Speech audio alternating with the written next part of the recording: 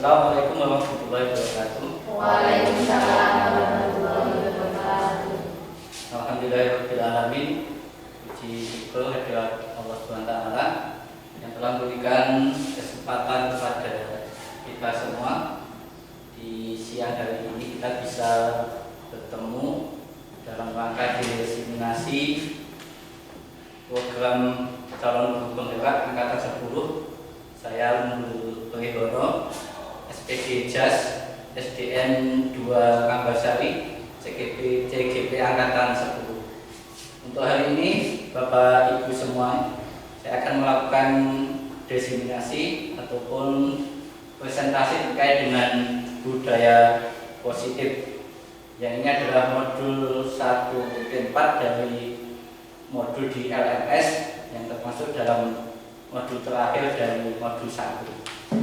Budaya positif yang dalam hal ini konsep budaya positif yang pertama adalah disiplin positif dan nilai-nilai kebajikan universal. Terus teori motivasi, hukuman dan penghargaan institusi, keyakinan kelas, kebutuhan dasar manusia dan dunia berkualitas, 5 posisi kontrol dan segitiga restitusi.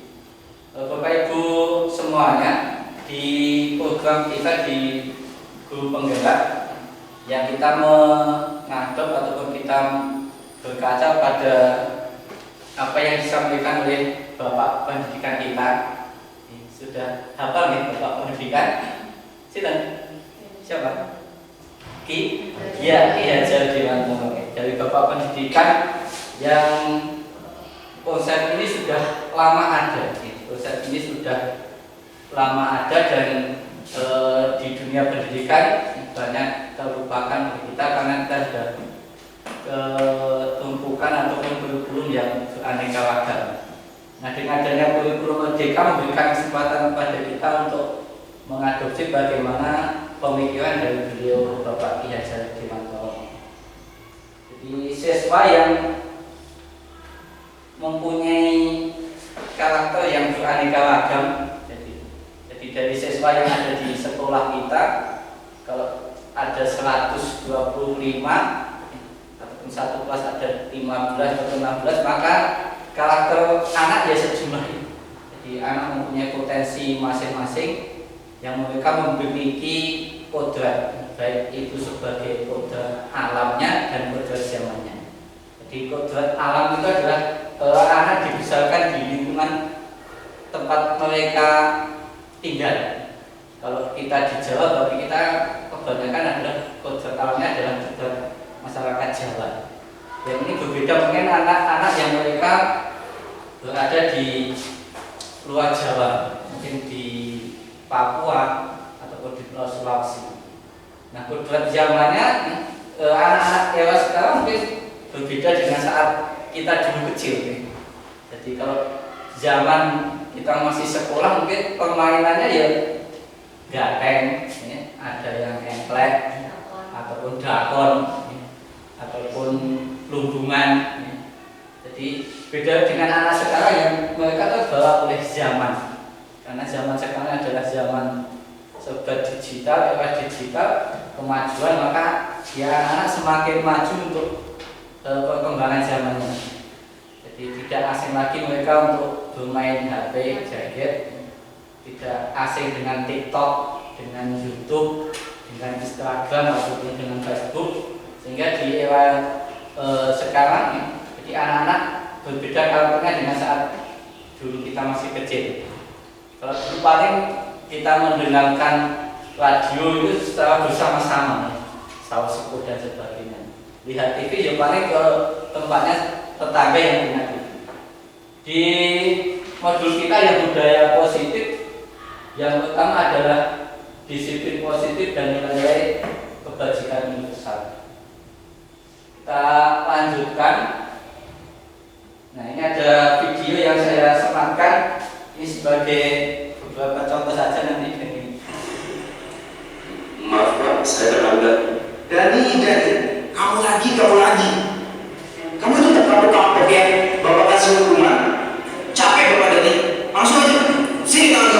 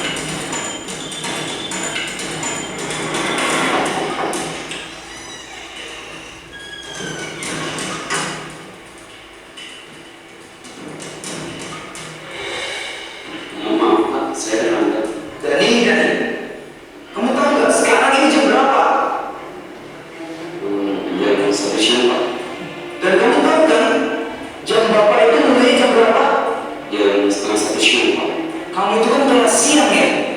Kok masih bisa datangnya terlambat?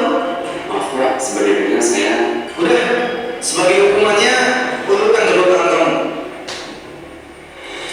Ingat ya, yang lainnya jangan mencontoh Dani.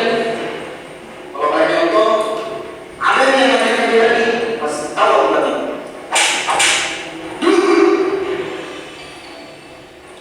Oke, anak-anak sekalian, buka halaman 120. Silakan kalian baca dulu itu berdua. Bila ada yang ingin ditanyakan, langsung tanyakan kepada Bapak.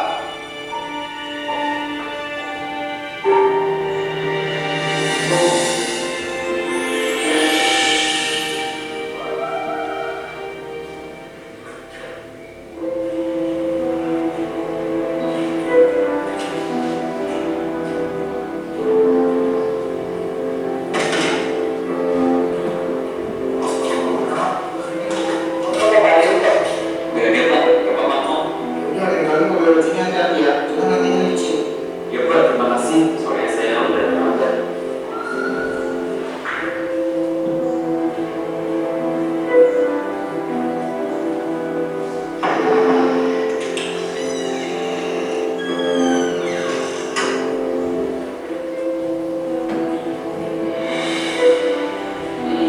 Maaf Pak, saya terlambat. Dani lagi. Kenapa ya? Kamu ini kok gak bisa jadi anak disiplin seperti yang lainnya? Dani, teman-teman kamu nih yang lain bisa datang tepat waktu. Bahkan ya, setengah jam sebelum jam Bapak mulai, mereka sudah datang. Maaf Pak, sebenarnya tadi... Udah kan? Dani, diam. Bapak gak mau dengar apapun alasan kamu. Kamu tahu kan? Harus apa? Sini, dua tangan kamu. Dani, dengar ya. Kalau kamu masih aja datang lambat, Bapak gak akan segan-segan untuk selalu melakukan ini sama kamu setiap hari. Dan ini berlaku semuanya. Ingat ya?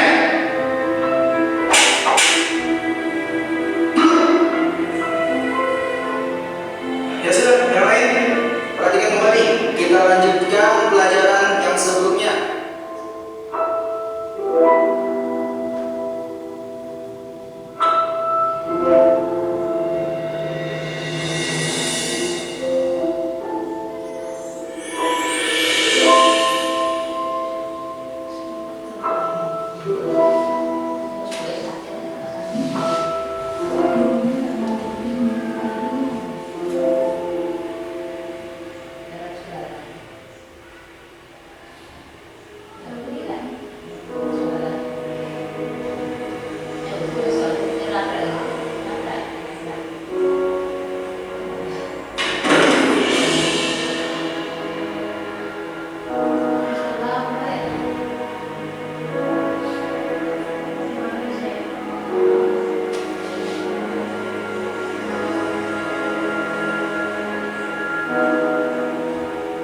Ini kan dia mau dibawa kemana Pak? Biar saya bantu. Udah, nggak usah deh. Bapak bisa kok sendiri. Tapi Pak, Bapak kan habis jatuh. Nggak apa-apa, Bapak masih kuat kok. Tadi lagi siang aja kamu exit. Beneran tidak apa-apa. Iya, nggak apa-apa. Kamu masuk kelas saja sana. Sudah jam segini loh. Ya udah deh Pak, saya permisi dulu.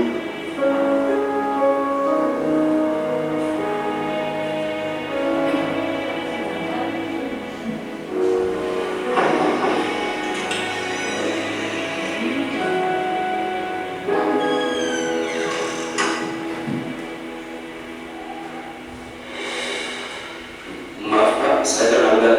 Dani, kamu lagi. Kamu itu udah kapok-kapok ya, Bapak kasih hukuman. Kamu itu kan masuk siang loh.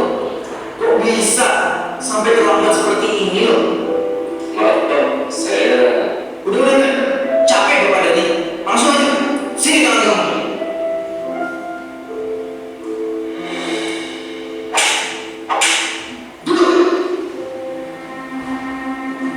Ingat ya anak-anak, Bapak mau kalian semua tuh harus disiplin. Jangan mencontoh Dani. Datang ke sekolah seenaknya aja. Datang terlambat. Gimana mau sukses nantinya? Gak akan bisa sukses kalau seperti itu ke depannya.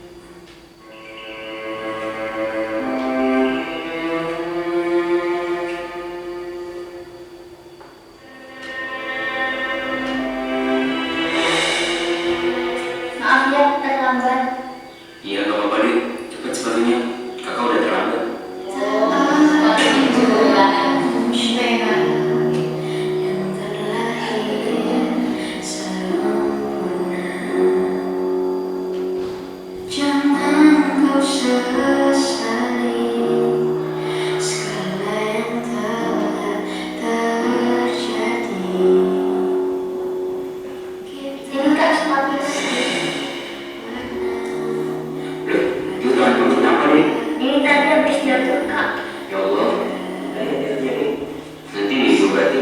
Ya Kak, ini nanti aku obatin.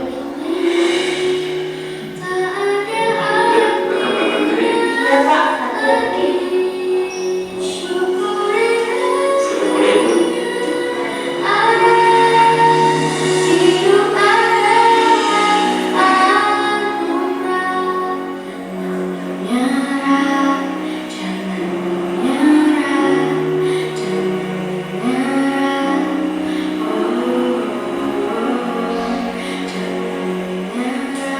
Mari Pak. Ya, hati-hati.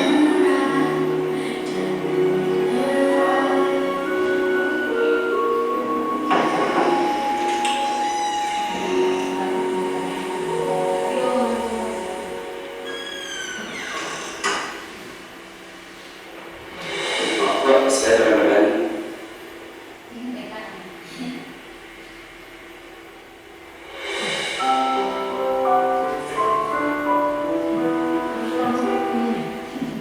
Mas Dani, maafkan Bapak ya.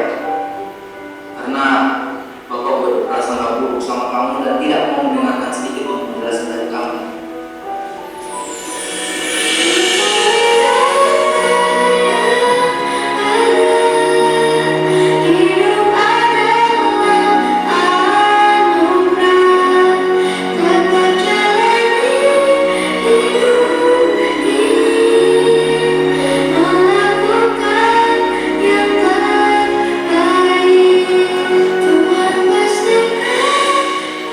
Oh iya Mas Dani, Bapak ada sesuatu buat kamu.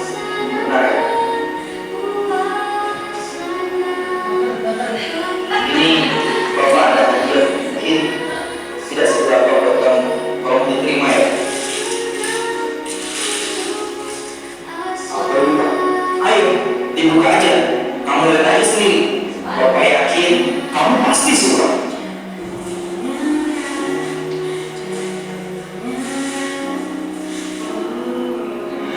Wah, ini sepatu sekolah. Ini buat saya Pak. Iya, sepatu itu buat kamu. Biar kamu nggak datang terlambat lagi ke sekolah. Alhamdulillah. Terima kasih ya Pak. Saya janji tidak akan menambah sekolah lagi. Iya, Bapak juga ucapkan terima kasih.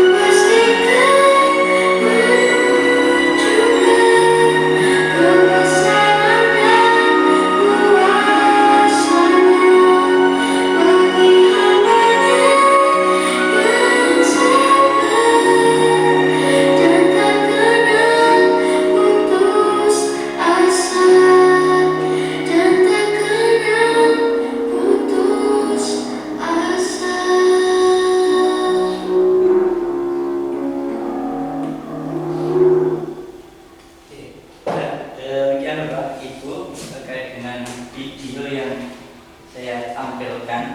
Mungkin ada beberapa hal yang bisa kita ambil pelajaran dari video. Ini nanti akan masuk di beberapa materi yang nanti akan kita bahas di sesi selanjutnya. Selanjutnya makna disiplin di mana menjadi sesuatu yang dilakukan seorang pada orang lain untuk mendapatkan kepatuhan. Seperti tadi kalau dicontohkan di video itu, salah satu bentuk disiplinnya adalah untuk datang terlambat. Tapi ternyata anak tadi dari video itu menggambarkan ada alasan kenapa dia tidak disiplin. Dia tidak datang tepat waktunya untuk mengikuti pelajaran. Jadi, kalau kita ingat di pelajaran ataupun di masa-masa kita sekolah SD dulu, jadi kita ingat saat guru kita mungkin masuk ke kelas, kita mengerjakan tugas, tapi ternyata apa yang kita kerjakan tidak sesuai dengan harapan guru. Kita dapat mungkin nilai ada yang 2, ada yang 5. tidak dapat nilai 10 di kelas dulu. Maka beberapa hal yang dilakukan oleh guru, ada yang disuruh anak untuk maju ke depan, ada yang dikasih bedak pakai penghapus dan sebagainya. Lanjut untuk Bapak Pendidikan kita Ki Hajar Dewantara menyatakan bahwa di mana ada kemerdekaan di situ harus ada disiplin yang kuat. Jadi kalau kita ingin merdeka maka kita harus disiplin. Sesungguhnya disiplin itu bersifat self ataupun bertahan. Dimajar kita dengan sekelas-kelasnya, tetapi itu sama saja sebab jikalau kita tidak cakap melakukan self disiplin, wajiblah penguasa lain untuk mendisiplinkan kita. Jadi seperti anak tadi, manakala dia tidak disiplin, maka yang mendisiplinkan adalah gurunya. Dan peraturan demikian pula harus ada di dalam suasana yang berbeda. Jadi atau mungkin ada tanggapan dari film tadi ataupun kesan terkait disiplin, atau sudah pernah mengalami kayak gitu dulunya nih, saat kita bersekolah kita merefresh memori kita ya. Jadi datang terlambat ya. Jadi gune gerala ya. Jadi sama saya saat di SMA itu ya, karena nggak tahu setiap berangkat sekolah naik bis ya, kita pilih bis sampai di sekolah kita terlambat ya. Guru BK-nya, guru BP-nya ya tinggal pilih sih, mau bersihkan, mau mandi, atau bahkan saat suatu saat oleh bapak kepala sekolah kita itu digariskan di halaman sekolah dan sempat untuk apa nih, nek dulu itu dicolongin pakai tangan. Ya, itu zaman-zaman dahulu, zaman-zaman kita saat bersekolah. Nah, untuk hari ini di negara kita sudah bisa menerapkan untuk adanya kurikulum merdeka yang kita berkaca kepada apa yang disampaikan oleh Bapak Pendidikan, yaitu Pak Ki Hajar Dewantara, adalah merdeka itu jawabannya melampung lepasing pamrih ning uga kuat kawasan mandiri piyoko. Merdeka itu artinya tidak hanya terlepas dari perintah, akan tetapi juga cakap buat memerintah diri sendiri. Maka ada konsep di kurikulum merdeka, jadi adanya kebebasan untuk anak untuk bisa memilih apa yang dia ingin dilakukan, memilih metode belajar yang dia sukai. Ini kesempatan buat kita di dunia pendidikan dengan adanya kurikulum merdeka. Bukan berarti artinya merdeka itu terbebas, tapi ya kita bisa mengatur masing-masing. Jadi guru bisa menyesuaikan dengan kondisi murid, dengan kondisi siswa yang mereka mempunyai kodrat masing-masing. Jadi ada siswa yang mungkin dari golongan yang biasa, ada yang mungkin anak dengan kemampuan yang baru disentil aja sudah maju, ada yang sudah dikasih tahu kayak gini kok susah, maka mereka punya gaya belajar di sini. Maka dengan kemerdekaan yang mereka miliki itu sebagai langkah untuk mereka bisa belajar dengan baik untuk mencapai tujuan. Nah, untuk selanjutnya adalah nilai kebajikan universal, yang berarti adalah nilai kebajikan yang disepakati bersama lepas dari suku, bangsa, agama, bahasa maupun latar belakang. Ini nilai-nilai universal yang kita sudah pelajari bersama di kurikulum merdeka, adanya profil pelajar Pancasila. Ini menjadi kebijakan di nasional bagaimana kita mencapai profil pelajar Pancasila.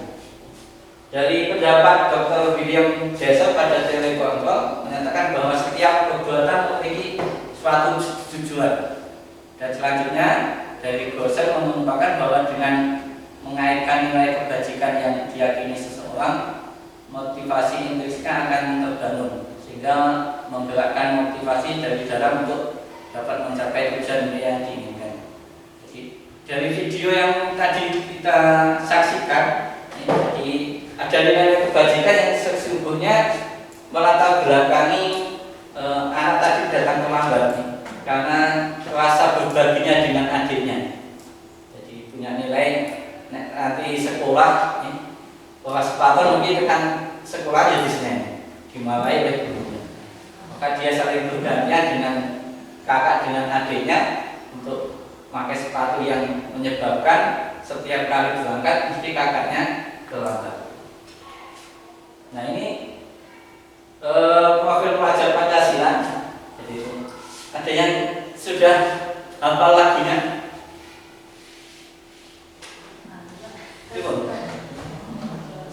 Pancasila beriman dan bertakwa pada Tuhan yang Esa dan berakhlak mulia.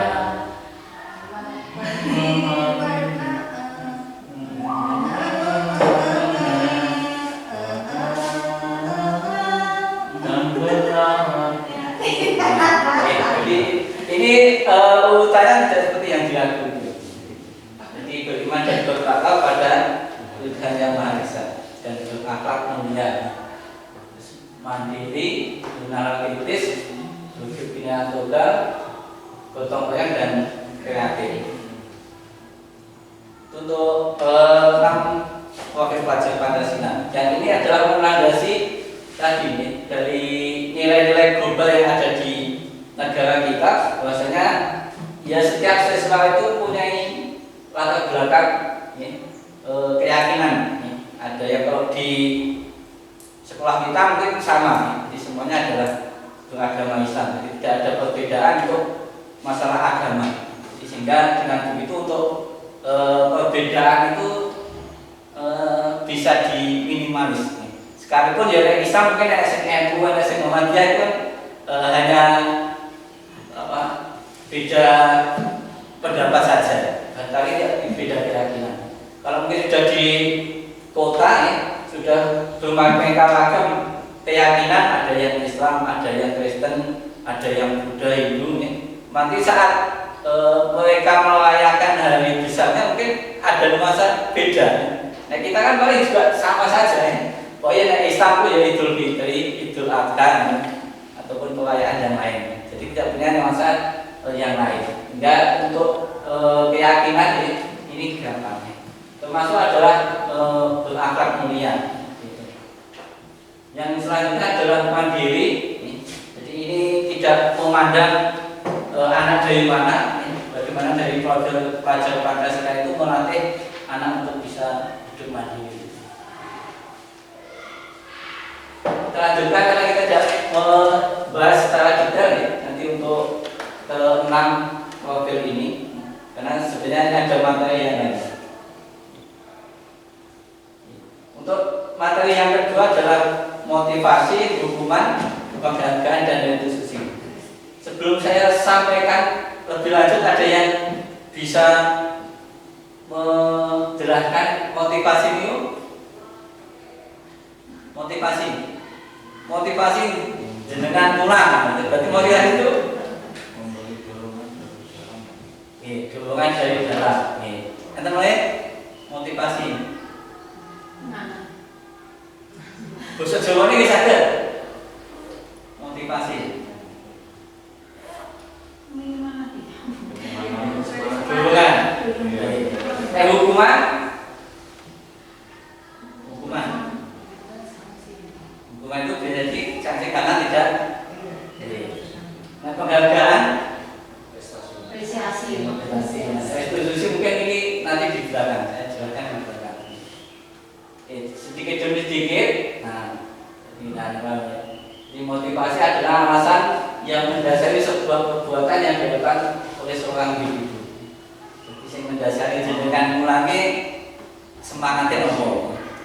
Boleh cuan gitu. Apa ikhlas beramal gitu apa. Nah, ini salah satunya motivasinya. Ini dari Paul mungkin ikhlas beramal lebih. Jadi ikhlas beramal di sini dan cukup. Termasuk buat petik dan apa. Jadi motivasinya kita bekerja itu apa nih? Termasuk tadi motivasi kita sekolah.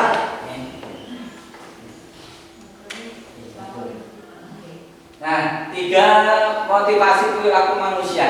Jadi kenapa kita melakukan perbuatan itu mesti ada alasannya. Yang pertama adalah untuk menghindari ketidaknyamanan atau hukuman. Jadi seperti kita melakukan ini genko ora hukum. Aku mangkat esok, aku genora ora hukuman. Aku mangkat esok, hadirku genora apa? Jadi motivasi kan untuk menghindari ketidaknyamanan ataupun hukuman. Setelah bahwa tagihan di belakangnya, nah, ataupun anak tadi untuk menghindari hukuman beralasan. Nomor 2 adalah untuk mendapatkan imbalan atau penghargaan dari orang lain. Dimotivasi dan awet dhewe bikin orang telat tidak terlambat oleh hadiah. Ataupun anak-anak besok mau ada ulangan, sinau nanti hadiahnya HP, kemudian sinau sudah. Karena untuk mendapatkan imbalan atau penghargaan. Jadi anak-anak akan semangat menangkannya. Yang ketiga adalah untuk menjadi orang yang mereka inginkan dan menghargai diri sendiri dengan nilai-nilai yang mereka percaya. Ini adalah hal yang positif karena ini timbul dari diri sendiri dan sudah menyadari akan keberadaan saya, jadi keberadaan dirinya mereka sendiri. Ya, nanti ada contoh. Jadi di kasus yang pertama, sebagai seorang guru saat Anda hadir mengajar di kelas tepat waktu, motivasi apakah yang mendasari tindakan Anda? Kita tahu yang mendasari. Dewi tekok. Ketika belum? Bisa kelihatan ya. Jadi motivasinya yang telat. Yang pertama ya dengan hadir telat. Di sekali kelas kamu tak telat. Bukan. Jadi menghindari hukuman. Jadi apakah Anda datang tepat waktu karena tidak ingin ditegur oleh atasan Anda dan kemudian mendapat surat peringatan? Kalau belum ada yang mendapat surat peringatan. Atau Anda ingin mendapatkan pujian dari atasan Anda? Bu Ana itu pergolakannya pagi. Jadi mendapatkan imbalan penghargaan.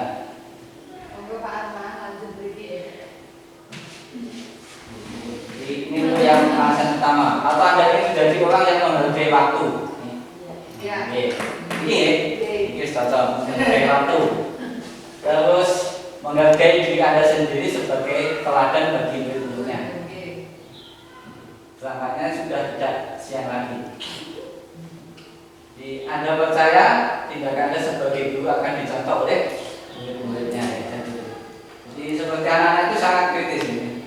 Seperti saya tadi di bawah itu, gua Pak Obel jalan. Padahal saya menemui saudara saya di bawah. Jadi anak-anak itu gurunya berbuat apa itu udah akhir-akhirnya mengetahui. Bu gurunya, bu guru mainan HP aja. Atau bahkan kombinasi dari 2 motivasi. Ke kasus yang kedua, bila di sekolah Anda tidak ada peraturan yang mengharuskan guru datang tepat waktu dan tidak ada surat teguran bagi guru yang datang terlambat dan tidak ada atasan yang memuji Anda, apakah Anda akan tetap datang tepat waktu untuk mengajar murid Anda? Mungkin betul-betul hadir jam 7 sudah sampai di sini. Sudah ya. Jadi walaupun nanti hadir Wonogiri itu sudah percaya seger-seger ya. Diuji coba 1 bulan tanpa hadirku. Pulang berangkat jam 7, pulang jam 2. Berangkat setengah 8. Berangkat jam setengah 8, pulang jam 12. Jadi ini adalah sebagai motivasi. Jadi, bila sudah tidak ada hadirku, untuk tidak ada pantuan dan sebagainya, apakah terkait? Yang nomor 3 menurut Anda dari ketiga jenis motivasi tadi, motivasi manakah yang saat ini paling banyak berlaku siswa-siswa di sekolah kita. Nomor 3 atau nomor 1 nomor wedi kemudian dihukum. Nah, orang sini kan sudah kebiasaan, jadi saya jam 7 beda mungkin di kota, hukum macet, atau mungkin bapaknya sibuk atau kemana-mana anaknya telat. Kalau di sekitar kita mungkin jarang. Jadi paling sering yang memberi gawe, kok lari gitu anaknya makan. Itu sama. Yang keempat, strategi apa yang selama ini Anda terapkan untuk menanamkan disiplin pada murid-murid kita? Jadi strategi mungkin sudah makan esok, enten. Jangan saya ini dibiasakan esok salam. Itu salah satu bagaimana kita strategi. Berebut anak, boy itu jenis saling sama Pak Guru. Benar makan esok. Kalau saling seperti Cesa tadi juga saling Pak Guru. Atau termasuk yang berangkatnya terlalu pagi. Kayak Panglima itu protes tadi. Panglima itu protes karena berangkatnya sebelum Pak Guru datang. Panglima nggak disaling kok. Akhirnya saling sangat tinggi. Seharusnya Pak Guru itu berangkat setengah 7 sudah ada di sekolah. Oke. Yang kelima dia kebajikan yang ada buku sama apa kamu ada Pak. Itu beberapa tadi motivasi. Lanjut. Kita masuk ke hukuman dan penghargaan. Kira-kira kalau hukuman dan penghargaan itu, hukuman kita itu cocok benar. Kalau penghargaan, cocok. Kita nanti bahas. Hukuman tapi yang bersifat ringan, Pak. Misalnya anak ketika pelajaran di sekolah itu tidak di kelas saja, sebenarnya misalkan tidak mengerjakan PR, juga saya kasih hukuman nyanyi di depan. Seperti itu kalau saya. Hukuman itu bersifat tidak terencana atau hanya tiba-tiba. Anak atau murid tidak tahu apa yang akan terjadi dan tidak dilibatkan. Itu kalau hukuman. Seperti tadi Bu Tuti nyontohkan anak tidak mengerjakan PR kan? Di hukuman bersifat satu arah, tidak ada umpan balik dari anak. Dan murid hanya menerima suatu hukuman tanpa memenuhi suatu kesepakatan. Tadi sudah di film di depan tadi, salah satu bentuknya hukuman tanpa ada toleransi dari Pak Guru. Pokoknya datang terlambat, siapkan garisan, duduk hukuman yang diberikan berupa fisik maupun psikis. Murid anak disikati oleh sesuatu perbuatan atau kata-kata. Jadi hukuman itu biasanya bisa berupa hukuman fisik ataupun suatu perbuatan kata-kata. Jadi bis diundang menulis, buah lagi galak. Itu hukuman dan penghargaan. Di sini dalam bentuk konsekuensi sudah terencana, sudah disepakati. Ini konsekuensi. Jadi konsekuensi itu kita dibiasakan ataupun sudah dikenalkan dengan adanya kesepakatan kelas ataupun kesepakatan sekolah atau keyakinan. Ini hal yang sudah bersama, sudah disepakati bersama, maka kalau ada pelanggaran sebenarnya adalah ekstremisme. Seperti di kelas contohnya siswa yang tidak piket hari itu, maka ya tugasnya untuk membersihkan lagi. Dan murid sudah mengetahui sebelumnya. Jadi kalau konsekuensi itu murid sudah tahu saya tidak gini, berarti nanti saya akan dapat kayak gini.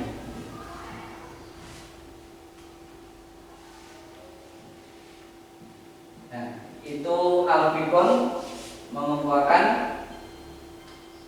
jadi terkait dengan hukuman adalah cara untuk mengontrol perilaku seorang yang menghancurkan potensi untuk pembelajaran yang sesungguhnya. Jadi ini adalah salah satu pendapat yang bahwasanya hukuman itu akan menghancurkan. Balaskan di kata-kata di film yang diputarkan di depan Jadi guru mengatakan kamu tidak akan sukses ke depannya. Nah, ini bahan yang tadi saya sampaikan terkait disiplin, penghargaan, hukuman penghargaan dan restitusi.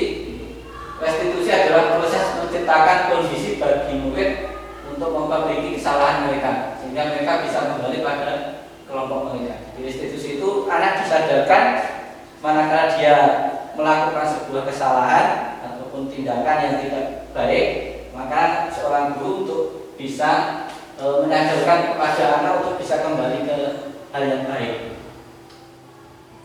Jadi restitusi adalah kolaboratif yang mengajarkan murid untuk mencari solusi bersama. Jadi murid berpikir tentang orang seperti apa yang mereka inginkan dan bagaimana mereka harus memperlakukan orang lain. Di belakang tadi dari video itu, jadi ada proses seorang guru yang akhirnya beliau tersadar kenapa anak tadi setiap datang kok terlambat, menemukan ternyata dia itu bergantian sepatu dengan adiknya, sehingga si anak tadi datangnya terlambat. Nah, jadi restitusi itu bukan untuk menebus kesalahan atau untuk belajar dari kesalahan.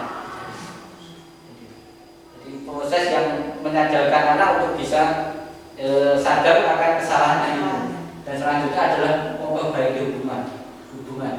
Kalau tadi di proses yang di video tadi, anak yang terlambat, ya proses restitusinya adalah beliau datang, ternyata yang ditabrak adalah adiknya, hingga menemukan ternyata alasan terlambatnya adalah bergantian sepatu. Jadi restitusi adalah tawaran bukan paksaan. Jadi memberikan jalan keluar kepada anak untuk memaksa, tapi adalah pilihan untuk anak. Selanjutnya, nah ini yang pernah saya buat di video.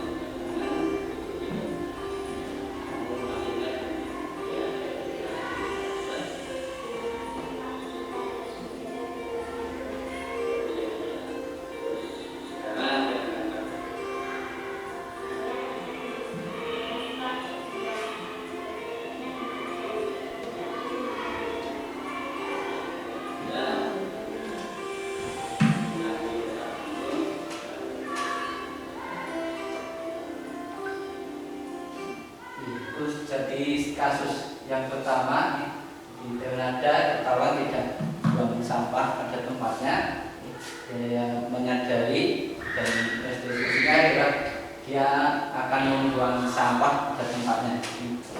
Sadar bahwasanya perbuatannya membuang sampah itu salah dan dia tidak akan mengulanginya. Kalau kemarin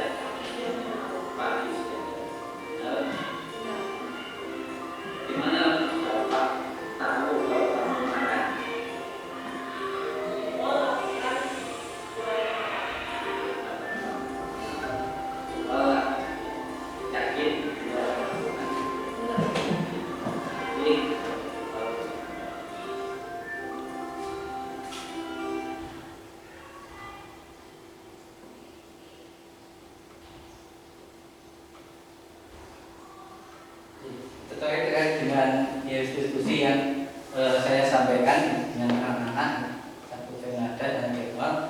Yang satu adalah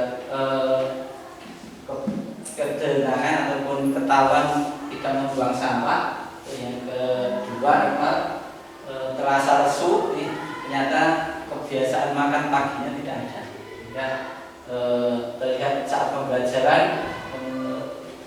tidak semangat. Masuk yang ke poin ketiga yaitu keyakinan kelas. Kita biasanya hampir sama antara keyakinan kelas dan kesepakatan kelas. Jadi yang biasa sudah kita dengar di setiap pertemuan adalah kesepakatan kelas. Kalau di CGP yang kita ikuti adalah keyakinan kelas.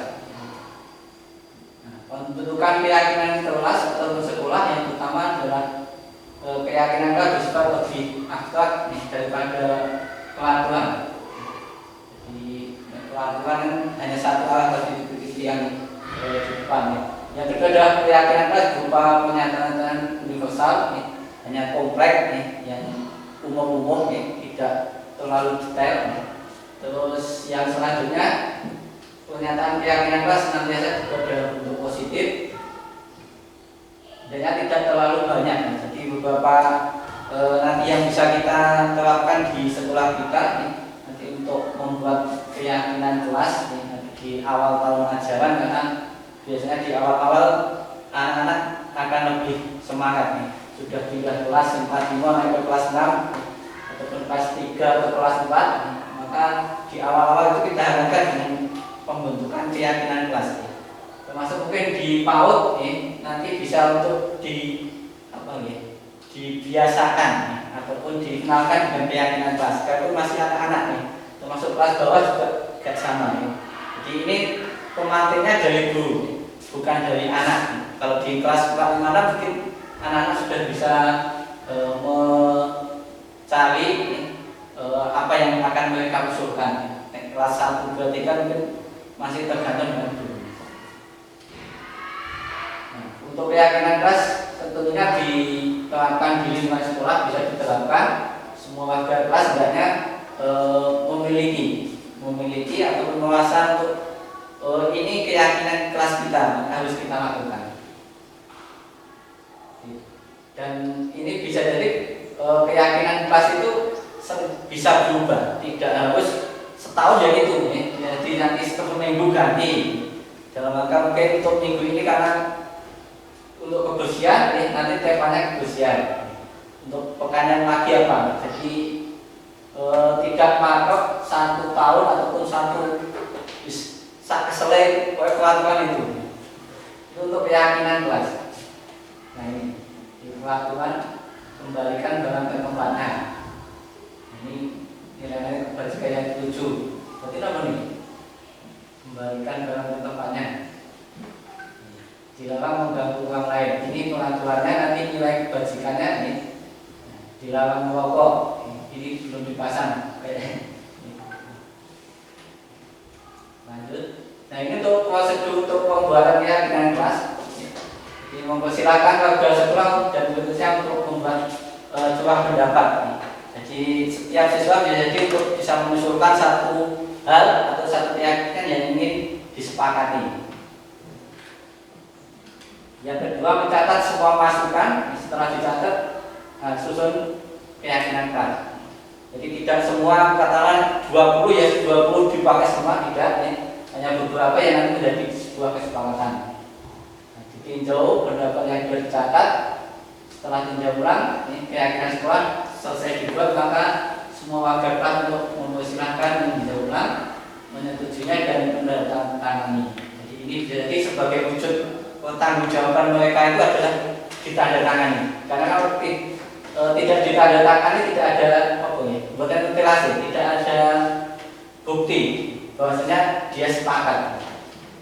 Sebisa mungkin ditempel, diletakkan di dinding ataupun di papan pengumuman di tempat-tempat yang sekiranya siswa atau murid itu bisa mengaksesnya. Nah, ini salah satu contoh keyakinan panglima selalu bersikap positif. Komitmen terhadap setiap tugas. Ini berarti kerjaan tugas di tepat waktu, mengumpulkan senantiasa membantu itu ya nek kancane sing nganggo pensil dibantu ya. Selanjutnya nah ini ya. Jadi salah satu bentuknya ya. Tugas guru adalah mengajar murid belajar. Ini salah satu beberapa hal yang menjadi budaya di sekolah kelas. Yang keempat adalah kebutuhan dasar. Jadi, nah 5 kebutuhan dasar manusia ini semua mencakup entah itu sebagai orang dewasa ataupun anak-anak, semua membutuhkan kebutuhan ini. Yang pertama adalah bertahan hidup, kasih sayang dan rasa diterima, kebebasan, kesenangan dan penguasaan. Ini semua kita mempunyai. Bertahan hidup, makan, ya. Terus mandi, kasih sayang dan rasa diterima. Ya. Jadi setiap anak itu mesti pengen ya disayang oleh gurunya, pengen diterima oleh gurunya. Kebebasan setiap siswa itu mesti pengen ya. Nanti sana idulana, karena mereka ingin bebas. Kesenangan, fokus yang disenangi ya guys. Pak, saya mau lukis poes, senangnya saya son, senang saya terbius gitu ya. Dan penguasaan ini yang kadang terjadi pada anak-anak ya. Jadi ingin menguasai orang lain, ngapun kancane, untuk nih. Jadi kebutuhan itu yang sebenarnya survival ini. Kesehatan, rumah makan, kasih sayang itu diterima, dengan koneksi sosial, penguasaan, kebebasan. Di anak itu pengennya dia harus bebas. Lanjut saja. Restitusi dan 5 posisi kontrol. Jadi ada 5 posisi kontrol kita sebagai seorang guru ataupun orang tua ataupun sebagai manajer. Yang pertama adalah sebagai penghukum. Yang kedua adalah pembuat rasa bersalah. Yang ketiga teman. Yang keempat pemantau dan yang kelima adalah manajer. Penghukum adalah seorang penghukum bisa menggunakan hukuman fisik maupun verbal. Ini sebagai sebuah penghukum. Di guru itu ya, tadi di depan di video, jadi dia seorang penghukum. Membuat merasa bersalah. Pada posisi ini biasanya guru akan bersuara lebih lembut. Membuat bersalah akan menggunakan keheningan yang membuat orang lain merasa tidak nyaman. Yang ketiga, guru pada posisi teman itu tidak akan menyakiti. Ini kontrol jadi menyakiti, tetap berupaya mengontrol murid melalui persuasi. Jadi terus berusaha. Jadi sebagai kontrolnya diri. Yang keempat adalah pemantau, mengawasi di oposisi dia lakukan bocah diawasi dan untuk bertanggung jawab atas perilaku orang yang kita awasi. Yang kelima adalah manajer. Pada posisi ini guru berbuat sesuatu bersama dengan murid, mempersilahkan murid bertanggung jawabkan perilakunya. Ini orang BWPL yang dicerut maupun orang BWPL. Itu 5 posisi kontrol kita sebagai seorang guru. Sebenarnya di modul itu banyak karena keterbatasan waktu ya saya coba beberapa. Penghukum, nada suara tinggi, bahasa tubuh, makan ngotot, jari menunjuk, mengajik. Ini penghukum. Terlambat lagi, kita gitu. Melat meneh. Molek meneh. Masih terlambat lagi. Selalu terlambat. Kawan bisa datang tepat waktu. Tapi di film sudah ada tayangan tadi. Kemungkinan murid marah dan mendendam atau bersifat agresif. Jadi dengan penghukum terkadang ada umpan balik dari siswa. Jadi ini SD mungkin tidak terasa. Kalau di SMP SMA mungkin apalagi PAUD ya. Senanius orangnya tidak disenani. Orang langsung dihukum.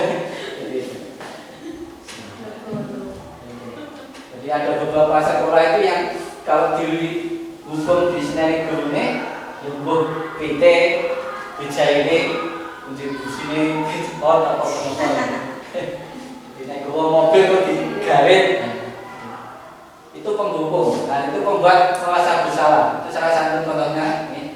Jadi adik, kamu ingin bagaimana ya? Kamu sudah berjanji dan sebagainya.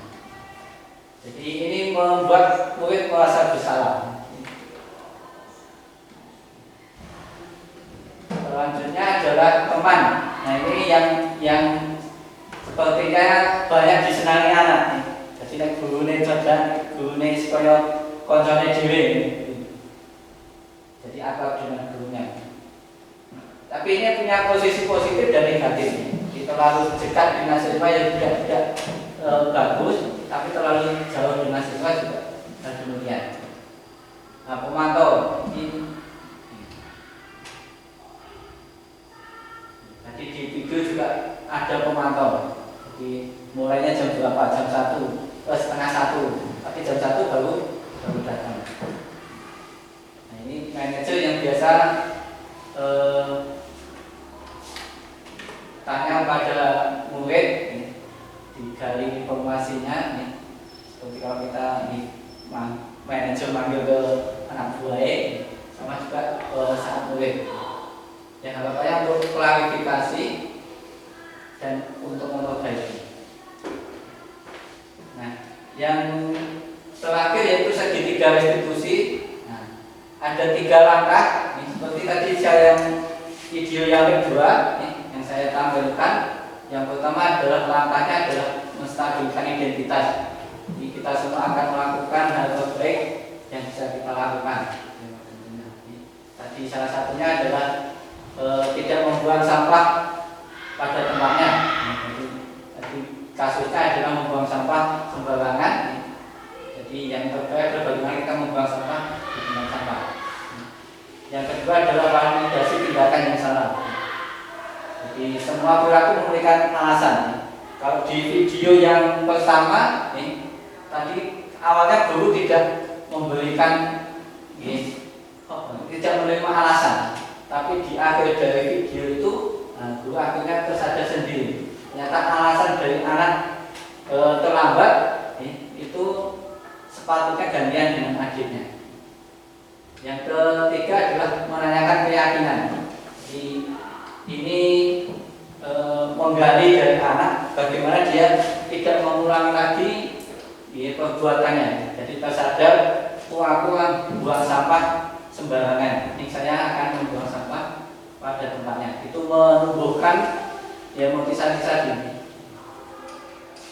Jadi ini yang validasi tindakan. Kamu ternyata punya alasan mengapa melakukan itu. Tadi di Grenada itu alasannya karena tempat sampahnya jauh, sehingga dia buang sampah hanya sembarangan. Adakah cara yang lebih lagi untuk mendapatkan apa yang kamu butuhkan? Yang di sini keyakinan keras apa yang telah kita sepakati, bahwasanya kesepakatannya adalah untuk menjaga kelas, jadi tidak buang sampah sembarangan. Stabilkan, setiap orang pasti melakukan kesalahan. Maka bagaimana menyadarkan kesalahan itu supaya tidak terulang lagi. Itu Bapak Ibu. Jadi ini videonya sama, tidak saya putar lagi. Terima kasih untuk waktunya terkait dengan materi yang saya sampaikan, diseminasi terkait dengan budaya positif yang mengambil 6 konsep, yaitu disiplin positif, motivasi, terus keyakinan keras, kebutuhan dasar manusia, 5 posisi kontrol, dan segitiga restitusi. Mungkin kalau ada hal yang perlu disampaikan, monggo, kalau enggak kita cukupkan. Dan terima kasih untuk waktunya, dan lebih jelasnya nanti kita bisa berdiskusi di kesempatan yang akan datang. Mungkin ada yang umpan balik ataupun ada yang ingin disampaikan. Satu nomor ada yang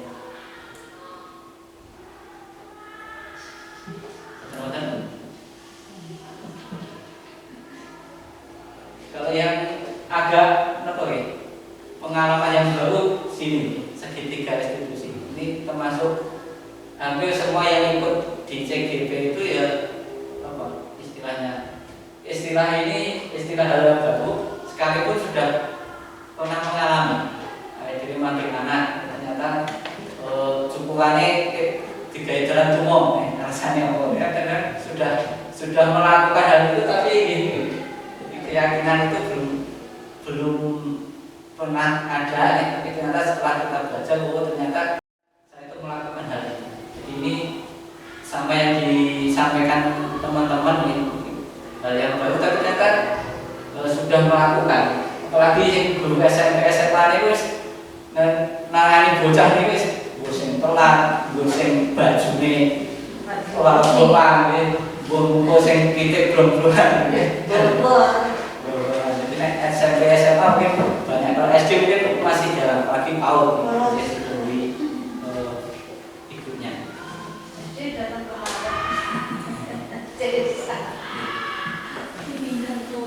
Kalau nggak ada yang disampaikan mungkin itu dulu dari saya dan bisa kita sambung untuk pertemuan yang lain, beberapa diskusi. Jadi saya tetap membutuhkan jenengan dalam untuk bagaimana kita saling berdiskusi. Buatan tambahan, buatan ternyata mungkin itu kita akhiri untuk pertemuan hari ini dan bacaan alhamdulillah. Terima kasih semuanya. Assalamualaikum warahmatullahi wabarakatuh. Waalaikumsalam.